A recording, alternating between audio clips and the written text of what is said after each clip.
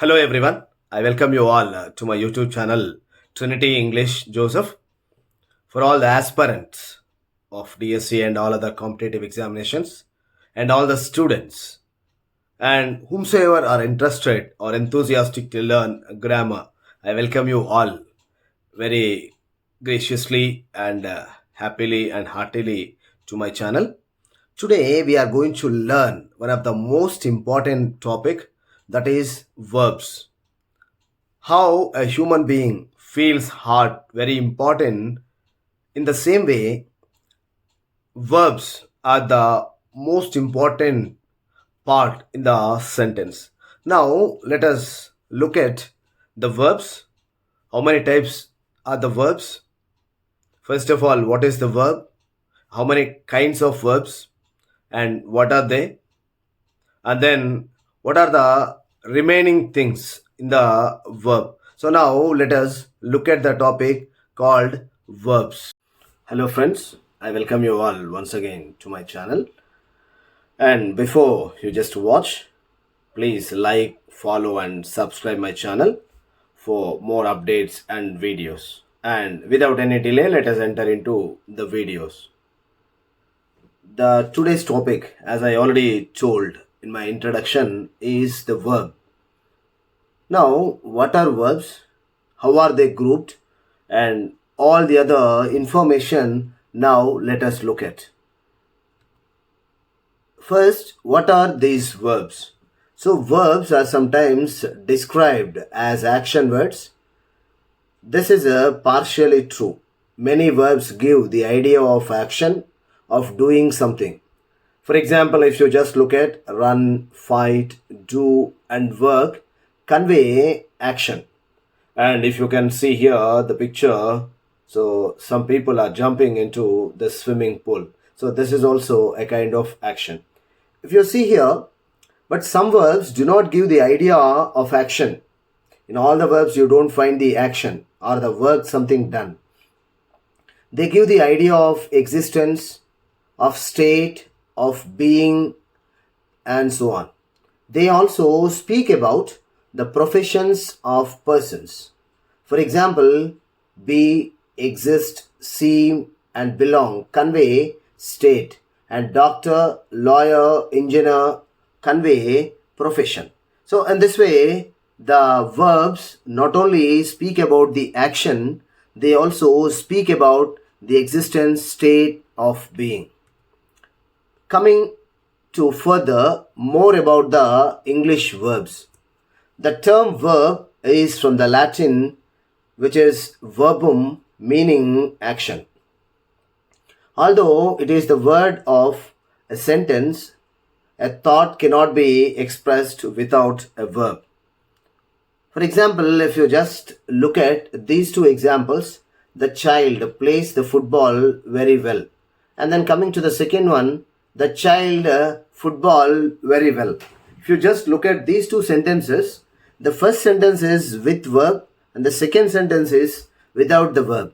So the first sentence makes the sense and the second sentence does not make any sense. So in this way, without the verb, there is no sentence full or there is no complete sense in the English language. Not only in English language, any language without the verb, it is a human being without the heart. Sentences are in the form of declarations, questions or commands, and none of these can be put before the mind without the use of a verb. So whatever might be the types of sentences that we have discussed about the different kinds of sentences: assertive, interrogative, imperative, exclamatory, optative, and none of the sentences are full or complete without verb. So if you just look at here these two examples, did your sister buy fruits? So buy is the verb here. And then if you simply say did your sister fruits, so there is no meaning in it. So what exactly are the fruits? So here if you just look at this particular one, so you can just see that a woman buys fruits. So the man who is speaking, his sister is buying fruits. So in this way, did your sister if you say without any verb, then there is no meaning or there is no sense in it. And now let us look at some of the characteristics of the verbs. A verb always has a subject, and if you just look at in the sentence, John speaks English, so John is the subject and speaks is the verb. Therefore, we can say that verbs are words that tell us what a subject does or is. And here, if you just look at these two, they describe, there are two examples here. One is for the action, the other one is for the state. So if you just look at here, Ram plays football. So here, Ram plays. So the word plays tells about what Ram does, what is the action. So if you just look at here, this is state. Anthony seems kind. So here, how he is, that's what it is. So it does not talk about any action. It just talks about the being or appearance, what it is or what he is. And if you just look at the next one, there is something very special about verbs in English. Most other words, adjectives, adverbs, etc., do not change in form. So if you just look at words, generally do not change their form. But if you see here, the verbs to work has 5 forms. So here basically there are 3 forms of verb and 5 forms of verb in that way. So now here, if you just look at, especially for tenses, we have first form of the verb, second form of the verb, third form of the verb. But here, if you just look at, we call it as to work, work, works, worked, working. So you have a present participle and past participle also included in the verbs. So in this way, you would have 3 different forms of verb and present participle and the other form, ing form, and yes or es form. So in this way, you have 5 types of verb. And if you just look at, the verb tells about what is done to a person or thing. So here, not only what a subject does, but it also talks about what is done to a subject or anything else. So Hari is scolded. Something is done to the subject. The window is broken. So this is what we call it as a passive voice also, in other words. If you just look at the third one, what a person or thing is. So here, this is what I have been telling you about the being or existence. So here if you see, the cat is dead, glass is brittle, I feel sorry. So all these are the ones where we speak about what a person or thing is. Coming to the next one, verb is a word which shows an action or condition. So here condition means we can say state or a possession of the subject.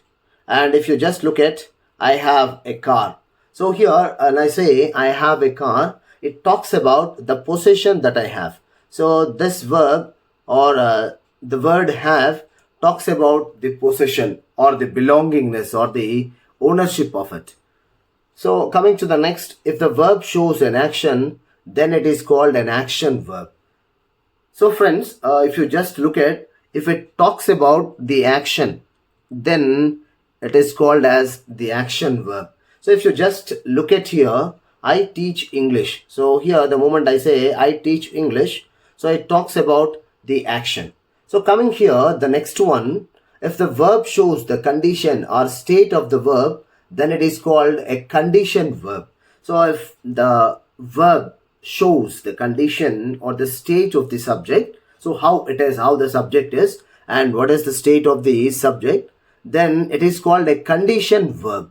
And if you just look at, he is my friend. So when I say, it talks about the condition, what he is or how it is. Next students, we go with the classification of the verbs. How are verbs classified? So let us look at the classification of the verbs. So if you just look at, friends, so you have, according to the function that they have, it is being said about. If you just look at here, how they form the past. So the way how they form past. So there are again 2 forms here. So if you just look at regular and irregular verbs, And then coming to the next, according to the function, what they do. So here in the function, they have auxiliaries and the main verbs. And then the third one, if they take an object, what does it mean exactly? So if they take an object, what are the different kinds of verbs? That is transitive and intransitive verbs. And these are the verbs which we use in active voice and passive voice. And then next one, express action or not. So if the verb is expressing action or not, so action verbs and stative verbs. So these are the verbs classification. Coming to now, let us learn each and every verb in short. So to know about more about these verbs. The first one, regular and irregular verbs. So if you just look at the verbs, regular verbs, they form their past tense by adding d or ed at the end. So if you just look at the examples, so walked, talked, learned, etc. And then coming to the irregular verbs, they change their structure to form the past tense. Means here in simple words, so the base word and the other words do not coincide together. So here if you just look at the examples, drink, went, saw, told, met, etc. are the some of the examples here for those irregular verbs. Now let us look into details of this regular and irregular verbs. And then generally, as I already told you, the regular verbs, they end with ed. So the words which have got the base form plus ed are called as the regular verbs. And then if you just look at, there are three different pronunciation of ed. Though every word in the regular verbs ends with ed, but still they have got the different pronunciation, friends. So if you just look at t, d and it, t, d, it. So there are the three kinds of pronunciation here. So if you just look at, there are some examples and some more examples I have provided in my further slides. So if you just look at here, liked, liked. So here this ed is just pronounced like t, state, helped, and then looked. So in this way, I have just made it easier for you to understand. And then further, we will look at some more examples. If you just look at, so ed being pronounced as t. So when you just look at the phonetics, so we have the letters and the sounds. So in the letters of English, as they are called alphabet, the sounds of English are called as phonetics.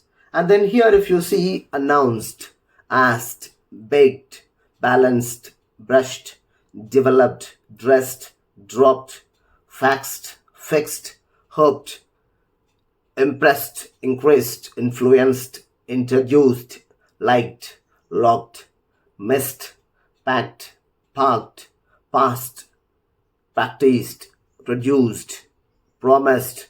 So in this way, you'll be just looking at all these things. Reduced, relaxed, replaced, searched, stopped, talked, washed, watched, worked. So in this way, friends, we just have the T form here, which is pronounced in these particular words. And then coming together further, we also look at the second type of examples as ed being pronounced as d. And then friends, if you just look at allowed, amused, analyzed, annoyed, answered, apologized, appeared, approved, argued, arranged, arrived, belonged, boiled, borrowed, burned, called, carried, caused, changed, cleaned, closed, complained, learned, lied, listened, lived, managed, measured, moved, observed, offered, opened, ordered, owed, owned, paused, planned, played, preferred, pulled, reigned, raised, realized, received, recognized, refused, remained, remembered, removed, repaid, served, shared, signed, stayed, supplied, supposed, tied, typed, used, worried. So these are the some of the examples. And then coming to the next one, we have irregular verbs. So as I already told you, irregular verbs are the verbs which have the same form in the past and the past participle forms as the indefinite infinitive and do not end in ed or d. Now here, if you just look at, there are three types of the irregular verbs.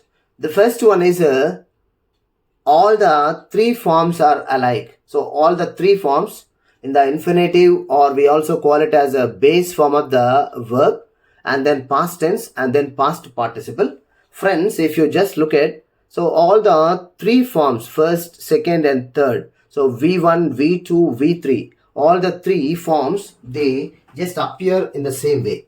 So if you just look, friends, here, bet, burst, cast, cost, cut, hit, hurt, let, put, set, shed, shed, slit, split. So all these are the words where you find all the other three forms are the same. So friends, here if you just see, all the three forms are alike. And if you just look at, friends, the second type is that, so you have two past participle which are the same and they are not like the base word. So if you just look at, friends, here, the base word is something different, and whereas the other forms are two different.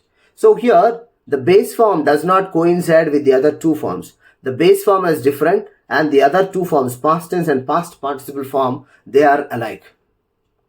Burn, burned or burnt.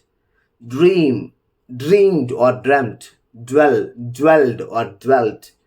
Hang, hanged or hung. So here, friends, hanged and hung, there is the difference, friends. So here, where do we use hang, where do we use hung? So the moment someone dies, they hanged, committed suicide and died. When you say hung, so I hung my shirt. In that way, so we have to understand this, though they look alike, but there's a different meaning here. And then kneel, and then knelt. So here, lean, leaned, leaned. So leap, leaped, leapt. So here, learn, and then learned. Light, lighted or lit. So here, smell, smelled or smelt. Speed, speeded or sped. Spill, spilled or spilt. Spoil, spoiled or spoilt. Leap, weaved, woven. And then here, friends, we just look at in this way.